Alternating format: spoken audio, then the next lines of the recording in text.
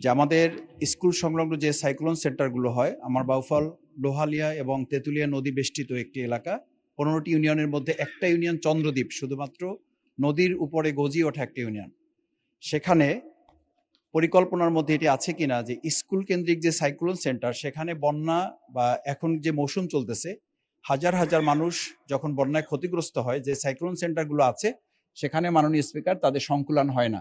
আমি মাননীয় মন্ত্রীর কাছে জানতে চাই যে আমাদের সাইক্লোন সেন্টার স্কুল প্রতিষ্ঠান যেগুলো হওয়ার কথা, সে ব্যাপারে ভবিষ্যতে কি পরিকল্পনা আছে এবং বিশেষ করে আমার পটুয়াখালী বাউফলে এই ব্যাপারে কোনো পদক্ষেপ নেওয়ার সুযোগ আছে কিনা।